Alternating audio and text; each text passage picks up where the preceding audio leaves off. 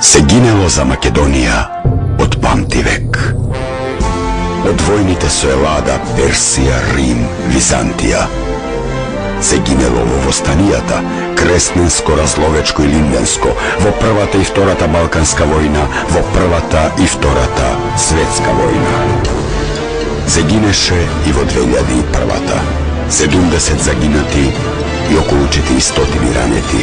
Голем број повредени и травматизирани припадници на безбедносните сили на Република Македонија. За нив и нивните права се бори Сдруженијето Достоинство. Дајте го својот подпис во подрачните единици на Министерството за правда и местните канцеларии. Дајте го својот подпис за достоинство, за оние кои ги бранеа и вашите домови и вашите деца, за оние кои 2001-та ја бранеа Македонија. Со марш низ Скопје молк пред владата и собранието, ветераните од 2001 протестираа за одбивањето на законот за нивните права од страна на власта. Претходно на вонредно собрание во Универзалната сала беше изразено разочарувањето што и оваа власт испаднала како и сите од 2001 наваму. Наместо поддршката што ја очекувале и не ја добиле, сега дури почнале да стигнуваат и закани од таму. Во повеќе штабови низ Скопје и Македонија е дадена забрана на членовите на ВМРО-ДПМН да присуствуваат на Генералното собрание, затоа што ова Генерално собрание е окарактеризирано како антивладино. Од истите штабови се пуштаат најразлични шпекулации за нашата борба, за нашите мотиви. Ангелов повторно како шпекулација го нарече тврдењето на вице-премиерот дека предлог законот за бранителите годишно би ја чинел државата околу 25% од буџетот. Според Достоинство, причината за одбивањето на законот не се парите, туку повторно коалиционите односи со ДУИ. Државното раководство нека не го губи од предвид фактот дека председателот на коалициониот партнер Али Ахмети завчера разборуваше од Скопје, кој според него е срцето на Дарданија.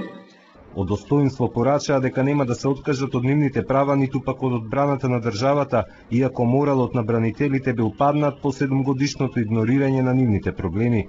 Порача и дека нема да изслужат на ниедна политичка опција. Допрва сами ќе формираат фондација Достоинство, преку која ќе ги помагаат најзагрозените, пред се семејствата на загинатите во конфликтот 2001.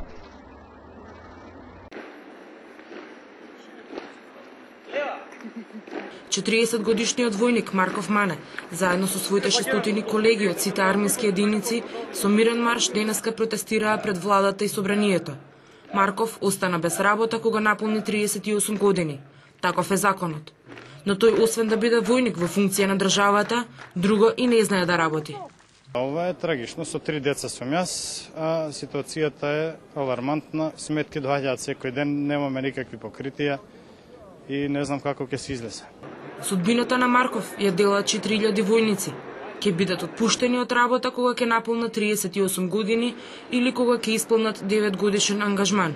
Предлагаме да се избрше горната граница во законот за служба во арама и професионалните војници да остануваат на работа, се додека не ги исполнат условите за пензионирање или, доколку тоа не е возможно, истите да продолжат да работат во полицијата, во судската полиција или во други буџетски установи. Војниците велат дека ваква судбина ќе ги снајде мировниците кои во име на државата служат во мировни мисии во Ирак и Авганистан. Да и даде шанса на владата да се поправи, да исправи неправдата која ви нанесена, а тоа е задржување на вашите работни места до пензија и остварување право на пензија. Марков сака да остане војник, но би се согласил и со други решенија. Да ни дадат некоја премнина за да може нешто да работиме понатаму. Вака сме изиграни у секој поглед. Ако за 10 дена не се реши овој проблем, војниците ветија дека повторно ќе протестираат во придружба на своите семејства.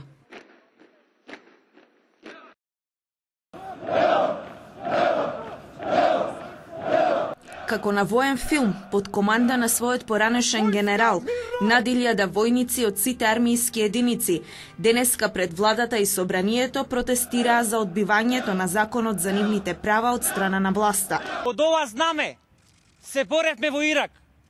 Под ова знаме денеска се бориме во Авганистан. Под ова знаме утре ќе се бориме секаде каде ќе има потреба. Бидејќи владата на Република Македонија не ве ЕСАП ни по точка разно, ќе побараме помош од НАТО. Само пред 10 дена, армиските професионалци ја чекореа истата маршрута од владата до собранието и денеска не излезе никој да ги слушне. Наместо поддршката која ја очекувале, деновиве низ касарните имало и закани да не излегуваат на протести, велат од достоинство. Речиси во сите касарни постоеше силен притисок врз професионалните војници да не излезат на овие протести, доколку некој смета дека може овие повеќе од 1000 луѓе да ги манипулира и да ги убеди во нешто, тогаш тој слободно може да го мисли тоа. Јас сум убеден дека сите овие луѓе многу добро знаат зошто се овде и тие самите одлучија да дојдат денес овде. Судбината на овие луѓе ја делаат уште 4000 војници. Ќе бидат отпуштени од работа кога ќе наполнат 38 години. Бараат да се избрише горната старосна граница во законот за служба во Арама и професионалните војници да останат на работа се до пензија. За нив и нивните права се бори Сдруженијето Достоинство.